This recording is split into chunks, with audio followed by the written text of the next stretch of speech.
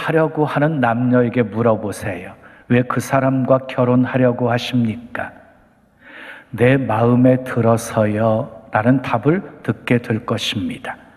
사람들은 마음에 드는 사람을 찾아서 결혼하고 마음에 드는 식당을 찾아서 음식을 먹고 마음에 드는 가게를 찾아서 물건을 구입하고 그리고 마음에 드는 공간들을 이용하고 심지어 교회도 마음에 드는 교회를 선택합니다. 여러분, 뷔페 식당에 가면 정말 많은 음식들이 차려져 있지요. 근데 그 음식 다 먹습니까? 마음에 드는 음식만 골라서 먹는 것입니다. 일을 할 때도 마음에 드는 사람과 일하고 싶어 합니다. 왜냐하면 마음에 드는 사람은 그냥 같이 있기만 해도 좋은 사람이고 서로 잘 통하기 때문입니다. 자, 오늘 본문 22절은 이렇게 말씀합니다. 함께 읽어요. 내가 이새의 아들 다윗을 만나니 내 마음에 맞는 사람이라 내 뜻을 다 이루리라. 하나님은 다윗을 마음에 맞는 사람이라고 칭찬하고 계십니다. 여기서 마음에 맞는 사람이라는 말은요, 마음에 드는 사람이라는 말입니다. 그래서 공동번역, 새번역, 현대인의 성경을 보면 모두 오늘 읽은 본문의 말씀을 마음에 드는 사람 이렇게 번역이 되어 있습니다. 자, 다윗은 하나님 마음에 드는 사람이었습니다. 그런데 본문에는 다윗이 왜 하나님 마음에 드는 사람이 되었는지 그 이유를 설명하고 있지 않아요. 그런데 우리는 그 이유를 찾아볼 필요가 있어요. 왜냐하면 다윗이라고 하는 이름이 구약의 800번가량, 신약의 60번가량 언급되어 있는 이름이고 굉장히 많이 언급되어 있지요. 구약의 800번가량, 신약의 60번가량. 그렇게 이름이 많이 언급되었을 뿐만 아니라 하나님께서 다윗을 통해서 뜻을 이루셨잖아요. 그래서 우리는 다윗이 왜 하나님의 마음에 드는 사람이 되었는지 알아볼 필요가 있는 것이지요. 자, 그러면 하나님께서 다윗을 통해서 뜻을 이루셨는데 그 이루신 뜻이 무엇이었습니까? 예수 그리스도를 이 세상에 보내셔서 세상을 구원하시는 것이었습니다. 본문 23절 말씀 함께 읽어요. 하나님이 약속하신 대로 이 사람의 후손에서 이스라엘을 위하여 구주를 세우셨으니 곧 예수라. 다윗의 후손을 통해서 구주가 나게 하셨다는 거예요.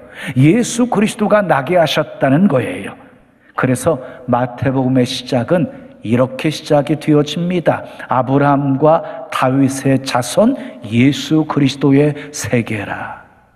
이렇게 시작이 되어져요. 자, 하나님께서 다윗을 사용하셨습니다. 마음에 드셨기 때문입니다.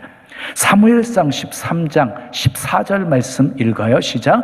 여호와께서 왕에게 명령하신 바를 왕이 지키지 아니하였으므로 여호와께서 그의 마음에 맞는 사람을 구하여 여호와께서 그를 그의 백성의 지도자로 삼으셨느니라.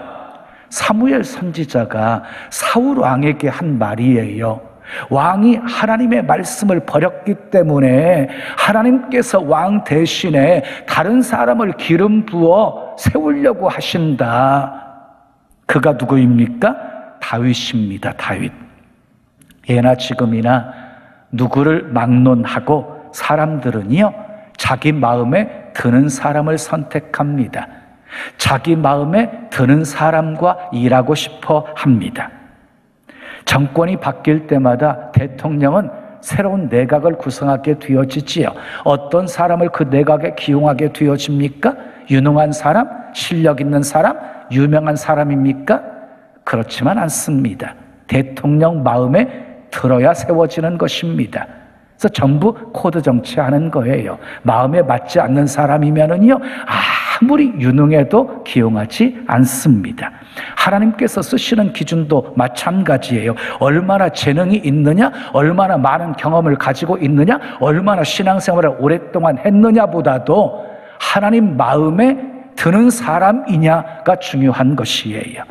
조금 부족해도, 조금 연약해도, 조금 미련해도 하나님 마음에 드는 사람 하나님이 쓰십니다. 자, 그 말씀이 고린도전서 1장 27절에서 29절 말씀에 있어요. 우리 함께 읽어요. 시작. 하나님께서 세상에 미련한 것들을 택하사 지혜 있는 자들을 부끄럽게 하려 하시고 세상에 약한 것들을 택하사 강한 것들을 부끄럽게 하려 하시며 하나님께서 세상에 천한 것들과 멸시받는 것들과 없는 것들을 택하사 있는 것들을 폐하려 하시나니 이는 아무 육체도 하나님 앞에서 자랑하지 못하게 하려 하심이라. 하나님이 주로 사용하는 사람이 누구냐면요, 미련한 사람, 연약한 사람, 없는 사람, 천한 사람, 이런 사람을 들어서 하나님께서 쓰시기를 원하신대요. 그 이유가 소개되어져 있지요. 하나님 앞에서 누구도 자랑하지 못하게 하려 하심이라. 굉장히 우리에게 소망이 되는 말씀이지 않아요? 여러분, 조금 부족해도 연약해도 미련해도 우리 주님 마음에 드시기만 하면 그 사람 쓰신답니다. 아멘. 이새에게 8명의 아들이 있었어요. 사무엘이 이새 아들 중에 한 명을 기름 부으라 하는 명령을 받고 이새 집에 도착해서 아주 잘생기고 씩씩해 보이는 아들들을 보면서 하나님께 물어요. 이 사람에게 기름을 부을까요? 이 사람에게 기름을 부을까요? 사무엘이 볼 때는 기름 부을 왕으로 세울 적임자라고 생각이 되어졌던 것이지요. 그런데 하나님께서는 아니라고 말씀하십니다. 그러면서 이런 말씀을 하십니다. 사람은 외모를 보거니와 나 여호와는 중심을 보느니라. 그리고 맨 마지막인 막내였던 다윗을 만났을 때 그에게 기름을 붓게 했습니다. 여러분, 하나님께서 보시는 기준과 사람이 보는 기준은 다릅니다. 사람들은 눈에 보여지는 외적인 모습만 보고 그 사람을 평가하게 되어지지만 하나님은 사람의 중심을 보시고 평가하시기 때문입니다. 그래서 주님은요, 2렙돈의 헌금을 드렸던 과부를 칭찬하신 것입니다. 우리는 다윗처럼 살 수는 없습니다. 그러나 다윗처럼 주님의 마음에 드는 삶은 살 수 있습니다. 아멘. 오늘은 다윗이 어떤 사람이었기에 하나님 마음에 드는 사람이 되었는지를 살펴보면서 함께 은혜를 나누려고 합니다. 첫째, 따라하겠습니다. 믿음으로 승리한 사람이었습니다. 히브리서 11장 6절에 보면 믿음이 없이는 하나님을 기쁘시게 할 수 없다고 그랬어요. 하나님은 믿음의 사람을 기뻐하십니다. 믿음의 사람을 사용하십니다. 사무엘상 17장을 보면은요, 다윗이 골리앗과 싸우러 나갈 때 이렇게 외치면서 나갑니다. 너는 칼과 단창으로 내게 오지만 나는 만군의 여호와의 이름, 네가 모욕하는 이스라엘 군대의 하나님의 이름으로 내게 간다. 하나님이 너를 내 손에 넘기시리니 공중에 나는 새와 들짐승의 밥이 되게 하리라. 그리고 온 땅으로 이스라엘에 하나님이 계신 줄 알게 하리라. 여호와의 구원하심이 칼과 창에 있지 아니함을 이 무리로 알게 하리라. 전쟁은 여호와께 속한 것인즉 그가 너희를 우리 손에 넘기시리라. 결국 다윗이 승리했습니다. 힘으로 이긴 것이 아닙니다. 지식으로, 경험으로, 재능으로 이긴 것이 아닙니다. 믿음으로 이겼습니다. 자, 하나님은 다윗의 믿음을 보시고 쓰신 것입니다. 교회 일도 마찬가지입니다. 하나님은 믿음의 사람을 사용하십니다. 믿음의 사람을 통해 역사하십니다. 믿음의 사람은 긍정적입니다. 안 된다는 말 하지 않습니다. 나는 할 수 없으나 하나님은 모든 것을 다 할 수 있다라고 말합니다. 민수기 14장에 12명의 정탐꾼의 이야기가 나옵니다. 10명의 보고는 부정적이었습니다. 그들의 보고 속에는요, 여호와 하나님에 대한 언급이 한 번도 없습니다. 물론 10명의 보고는 이치에 맞는 보고였습니다. 그러나 여호수아 갈렙은 달랐습니다. 계속해서 여호와를 언급합니다. 여호와께서 우리를 기뻐하시면 우리를 그 땅으로 인도하여 들이시고 그 땅을 우리에게 주시리라. 이는 과연 젖과 꿀이 흐르는 땅이니라. 다만 여호와를 거역하지는 말라. 또 그 땅 백성을 두려워하지 말라. 그들은 우리의 먹이라. 그들의 보호자는 그들에게서 떠났고 여호와는 우리와 함께 하시느니라. 그들을 두려워하지 말라. 여호와께서 기뻐하시면 여호와를 거역하지 말라. 여호와는 우리와 함께 하신다. 계속해서 여호와 하나님을 언급하고 있지요. 여호수아와 갈렙은 하나님을 믿었습니다. 그래서 믿음으로 선포한 것이에요. 그들은 우리의 먹이다. 우리는 능히 그들을 이길 수 있다라고 선포한 것입니다. 어떻게 되었습니까? 그들이 믿음으로 선포한 대로 되었습니다. 하나님은 믿음의 사람을 쓰십니다. 여러분 모두 다윗처럼 믿음으로 승리하는 사람 되시길 축복합니다. 두 번째 따라하겠어요. 하나님의 뜻을 따라 섬긴 사람이었습니다. 자, 13장 36절 말씀 우리 함께 읽으시죠. 다윗은 당시에 하나님의 뜻을 따라 섬기다가 잠들어 그 조상들과 함께 묻혀 썩음을 당하였으되 그랬어요. 자, 다윗이 어떻게 살았대요? 하나님의 뜻을 따라서 섬기다가 잠들어서 조상들과 함께 묻히게 되었대요. 다윗은요, 늘 주님의 뜻을 물으면서 살았습니다. 묻고 또 묻고 하나님이 말씀하시면 순종하며 살았습니다.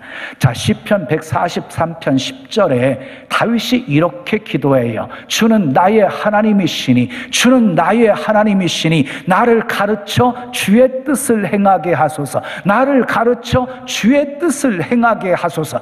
얼마나 다윗이 하나님의 뜻대로 행하기를 원했는지를 이 기도 속에 발견할 수 있습니다. 사랑하는 여러분, 나의 삶에 축복이 나타나지 않는 이유가 무엇이라고 생각하십니까?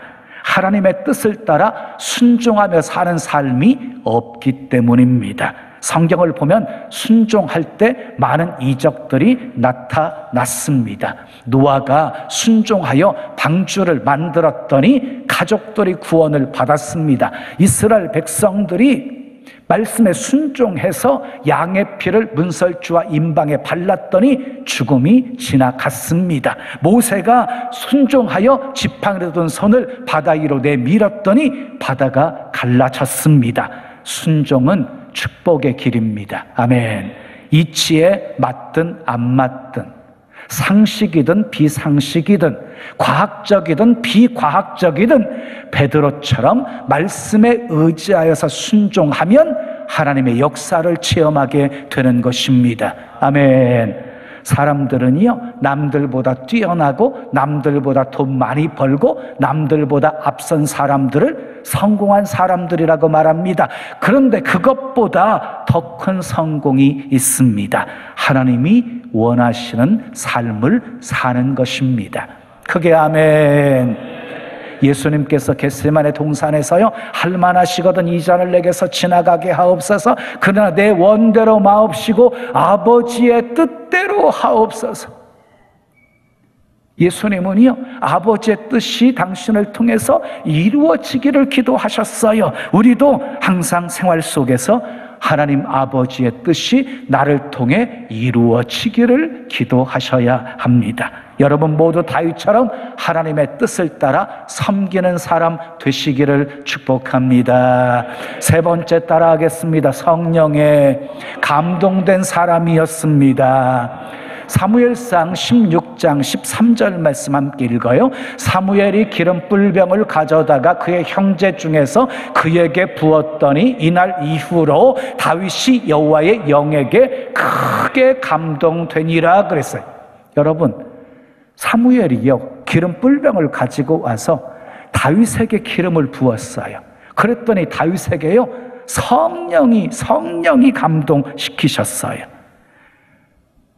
기름 부음 받은 다윗은 크게 성령의 감동을 입어요. 그때부터 다윗은 모든 일을 성령이 시키는 대로, 성령이 깨닫게 하시는 대로, 성령이 이끄시는 대로, 성령이 힘을 주시는 대로, 성령이 인도하시는 대로 순종하며 살아갑니다.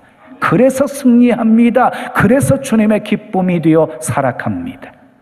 사울왕도 처음에는요 하나님의 영이 임했어요. 기름 부음 받을 때 사울왕도 성령으로 충만했어요. 그런데 계속해서 불순종의 삶을 살아가니까 하나님의 영이 그에게서 떠나가 버리고 악신이 그로 번뇌하게 만들어요. 성령이 떠난 자리에 더러운 귀신들이 들어와 가지고 그를 괴롭히게 되어진 것이에요. 여러분, 여호와의 영이 떠났다는 말은 무슨 말이냐면요 하나님께 버림받았다는 말이에요. 하나님께 버림받았다. 이 사실을 너무너무 잘 알고 있는 다윗이요 자기가 범죄했을 때 하나님 앞에서 눈물로 기도합니다. 나를 주 앞에서 쫓아내지 마시며 주의 성령을 내게서 거두지 마소서. 다윗은요 궁궐에서 쫓겨나는 것보다 하나님 앞에서 쫓겨나는 것을 더 두려워했고, 왕관을 거두어 가는 것보다 성령을 거두어 가시는 것을 더 두려워했습니다. 성령과 함께 성령의 인도함을 받는 인생은 복된 인생입니다. 여러분 모두 다윗처럼 성령에 감동된 사람 되시기를 축복합니다. 네 번째 따라하세요. 회개가 빠른 사람이었습니다. 다윗은 완벽한 사람 아니었어요. 그도 죄를 지었어요. 그가 왕으로 있을 때 크게 두 번의 죄를 짓게 되어져요. 한 번은 우리아의 아내 밧세바를 범한 거예요. 우리아를 전쟁터에 보내서 죽게 만들었어요. 간통죄에다가 살인죄까지 더 추가하게 되어진 것이에요. 근데 나단 선지자를 통해서 그 죄를 지적받게 되어지자 다윗이 내가 왕인데 여자 하나 취했다고 그것이 그렇게 내게 큰 잘못이냐? 전쟁터에 나가면 누구도 죽을 수 있는 것이지 우리아가 죽은 것이 내 나 때문이냐? 이렇게 반응하지 않았어요. 사울왕처럼 변명하지 않았습니다. 책임을 회피하지 않았습니다. 다윗이 나단 앞에서 이렇게 고백합니다. 내가 여호와께 죄를 범하였나이다. 내가 여호와께 죄를 범하였나이다 고백하고 침상이 젖도록 하나님 앞에서 회개합니다. 처절하게 회개합니다. 또 한 번은요 후반에 인구 조사하는 죄를 지었습니다. 그때에도 오르난의 타작 마당에 가서 눈물로 제사를 드리면서 회개했습니다. 사울왕과 다윗의 차이가 바로 여기에 있는 것이에요. 여러분, 세상에 온전한 사람 있습니까? 없습니다. 사람은 다 똑같습니다. 넘어집니다. 실수도 합니다. 아니, 목사가 그럴 수 있어? 장로가 그럴 수 있어? 권사가 그럴 수 있어? 그럴 수 있습니다. 사람은 사람 이상도 아니고 사람 이하도 아닙니다. 그러나 사울 왕처럼 변명하고 핑계하면서 회개하지 않으면 버림받게 되어지지만 다윗처럼 하나님 앞에서 철저하게 회개하면 용서받고 쓰임받게 됩니다. 다윗은 하나님을 의식하면서 하나님 앞에서 산 사람이었습니다. 그래서 성경을 보면 다윗에게 따라다니는 수식어가 있었어요. 다윗이 여호와 보시기에 정직히 행하였더라. 다윗이 여호와 보시기에 정직히 행하였더라. 다윗은 하나님 앞에 정직한 사람이었습니다. 하나님께서 다윗을 쓰신 것은 온전한 사람이어서가 아니었고, 그의 중심이 늘 하나님께 있었고 회개할 줄 알았고 정직한 사람이었기에 쓰신 것입니다. 허물 많은 베드로도, 불순종했던 요나도, 금송아지 우상을 섬겼던 아론도 회개했을 때 하나님께서 용서해 주시고 쓰셨습니다. 사랑하는 여러분, 우리도 실수할 수 있습니다. 넘어질 수 있습니다. 범죄할 수 있습니다. 그때 즉시 회개하셔야 합니다. 아멘. 망설이지 마시고 머뭇거리지 마시고 즉시 회개하셔야 합니다. 다윗처럼 회개가 빠른 사람 되시기를 축복합니다. 자, 마지막 5번째 따라하세요. 하나님을 감동시킨 사람이었습니다. 역대상 17장 1절 말씀을 우리 함께 읽겠습니다. 시작. 다윗이 그의 궁전에 거주할 때에 다윗이 선지자 나단에게 이르되 나는 백향목궁에 거주하거늘 여호와의 언약궤는 휘장 아래에 있도다. 여러분, 다윗이 왕이 되어서 제일 먼저 한 것이 무엇이었습니까? 실로에 있는 언약궤를 예루살렘 성으로 옮기는 것이었어요. 자, 여호와의 언약궤를 예루살렘으로 옮겼을 때요, 이 다윗은 어린아이처럼 기뻐 뛰며 춤을 추었습니다. 그러나 결코 다윗의 마음은 편하지 않았습니다. 자기는 백향목 궁전에서, 화려한 궁전에서 살고 있는데 여호와의 언약궤는 휘장 아래 있었기 때문입니다. 그래서 다윗이요, 여호와의 성전을 건축하려는 마음을 갖게 되어집니다. 하나님께서 다윗의 그 마음을 보시고 감동하십니다. 나단 선자를 통해서 축복하십니다. 다윗의 집을 강성하게 하십니다. 그의 후손들이 역사의 축복의 통로가 되게 하십니다. 다윗처럼 하나님을 감동시키는 사람 되시기를 축복합니다. 오늘 본문에 두 사람이 나옵니다. 사울 왕과 다윗 왕입니다. 두 사람은 똑같이 이스라엘 왕이었습니다. 두 사람은 똑같이 40년 동안 이스라엘 왕으로서 백성들을 다스렸습니다. 그런데 사울 왕은 버림받았습니다. 성직을 무시하고 선지자의 말을 무시하고 잘못을 회개하지 않았기 때문이었습니다. 그러나 다윗은 달랐습니다. 하나님의 마음에 드는 사람이었습니다. 하나님은 다윗을 한없이 축복하셨습니다. 점점 강성해지게 하셨습니다. 다윗을 통해 하나님의 뜻을 이루게 하셨습니다. 그러면 왜 하나님이 이렇게 다윗을 위대하게 쓰셨을까요? 다윗이 하버드 대학을 졸업했습니까? 스탠퍼드 대학을 나왔습니까? 아닙니다. 다윗이 골리앗을 죽인 영웅이었기 때문이 아닙니다. 다윗이 나라를 통일시켰기 때문이 아닙니다. 하나님 마음에 들었기 때문에 쓰신 것입니다. 다윗은 믿음으로 승리한 사람이었습니다. 하나님의 뜻을 따라 섬긴 사람이었습니다. 성령의 감동을 받은 사람이었습니다. 회개에 빠른 사람이었습니다. 그리고 하나님을 감동시킨 사람이었습니다. 하나님은 마음에 드는 다윗을 존귀하게 만들어 주셨습니다. 다윗의 집을 축복하셨습니다. 사랑하는 여러분, 다윗처럼 하나님 마음에 드는 사람 되십시오. 하나님 마음에 드는 사람 되십시오. 그래서 다윗의 복을 받으시고, 아멘. 다윗처럼 하나님의 뜻을 이루시고 다윗처럼 하나님의 영광을 위해 복되게 쓰임 받으시기를 예수님의 이름으로 축원합니다. 지금은 선교 헌금 시간입니다. 이 예배를 통해 삶 가운데 은혜와 회복이 충만하시길 간절히 기도합니다.